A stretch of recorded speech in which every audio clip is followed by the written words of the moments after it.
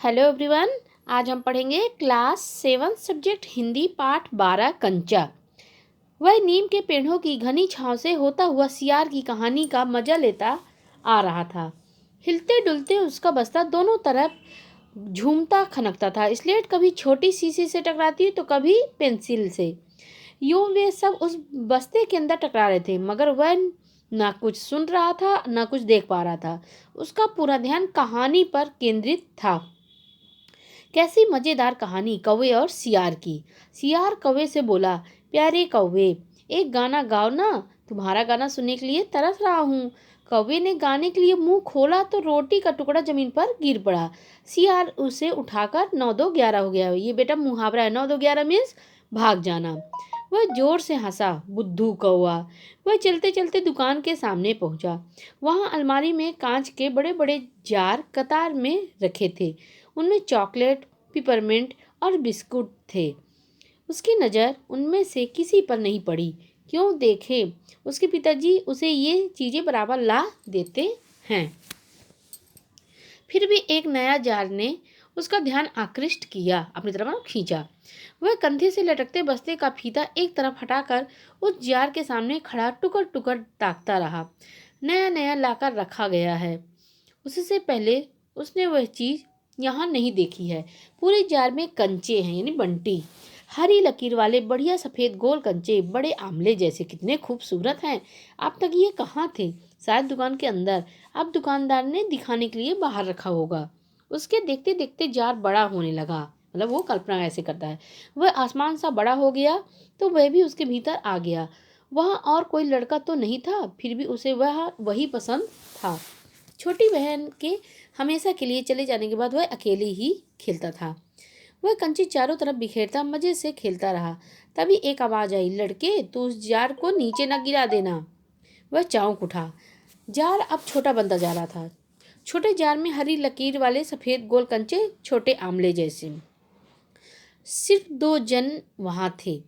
वहाँ और बूढ़ा दुकानदार। दुकानदार के चेहरे पर कुछ चिड़चिड़ाहट थी। मैंने कहा ना, जो चाहते हो वह मैं निकाल कर दूँ। वह उदास हो अलग खड़ा रहा। क्या कंचे चाहिए? दुकानदार ने जार का ढक्कन खोलना शुरू किया। उसने निषेध मतलब सिर से मना कर दिया, हिला दिया सिर। सवाल खूब रहा, क्या उसे कंचे चाहिए? क्या चाहिए उसे खुद मालूम नहीं है। जो भी हो, उसे कंचे को छूकर देखा। जार को छूने पर कंचे का स्पर्श करने का एहसास हुआ। अगर वह चाहता तो कंचा ले सकता था। लिया होता तो। स्कूल की घंटी सुनकर वह बस्ता थामे हुए दौड़ पड़ा। देर से पहुंचने वाले लड़कों के पीछे बैठना पड़ता है। उस दिन वही सबके बाद पहुंचा था, इसलिए वह चुपचाप पीछे की बेंच पर बैठ गया। अब सब अपनी अपनी जगह पर हैं। रोमन अगली बेंच पर है। वह रोज समय पर आता है। तीसरी बेंच के आखिर में मलिका के बाद अम्मू बैठी है। जॉर्ज दिखाई नहीं पड़ता। लड़कों के बीच जॉर्ज ही सबसे अच्छा कंचे का खिलाड़ी है। कितना भी बड़ा लड़का उसके साथ खेले, जॉर्ज से मात खा ही जाएगा, मतलब हार ही जाएगा। हारने पर यूं ही विदा नहीं हो सकता। हारे हुए को अपनी बंद मुट्ठी जमीन पर रखनी होगी। तब जॉर्ज कंचा चलाकर बंद मुट्ठी के जोड़ों की हड्डी तोड़ेगा। जॉर्ज क्यों नहीं आया? अरे हाँ, जॉर्ज को बुखार है ना। उससे रामन ने यह सूचना दी थी, जानकारी दी थी। उसने मलिका को सब बताया था। जॉर्ज का घर रामन के घर के रास्ते में पड़ता है। अप्पू कक्षा की तरफ ध्यान नहीं दे रहा है। मास्टर जी, उसने हड़बड़ी में पुस्तक खोलकर सामने रख ली। रेलगाड़ी का सबक था। रेलगाड़ी पृष्ठ 37 यानी 37। घर पर उसने यह पाठ पढ़ लिया है। मास्टर जी बीच बीच में बेंत से मेज ठोकते, मतलब डंडी से मेज को ठोकते हुए ऊंची आवाज में कह रहे थे, बच्चों, तुमने से कई ने रेलगाड़ी देखी होगी। उसे भाप की गाड़ी भी कहते हैं, क्योंकि उसका यंत्र भाप की शक्ति से ही चलता है। भाप का मतलब पानी से निकलती भाप से है। तुम लोगों के घरों के चूल्हे में भी। अप्पू ने भी सोचा रेलगाड़ी, उसने रेलगाड़ी देखी है। छुक छुक छुक, यही रेलगाड़ी है। वह भाप की भी गाड़ी का मतलब। मास्टर जी की आवाज़ अब कम ऊंची थी। वे रेलगाड़ी के हर एक हिस्से के बारे में समझा रहे थे। पानी रखने के लिए खास जगह है। इसे अंग्रेजी में बॉयलर कहते हैं। यह लोहे का बड़ा पीपा है। लोहे का एक बड़ा कांच का जार, उसमें हरी लकीर वाले सफ़ेद गोल कंचे, बड़े आमले जैसे।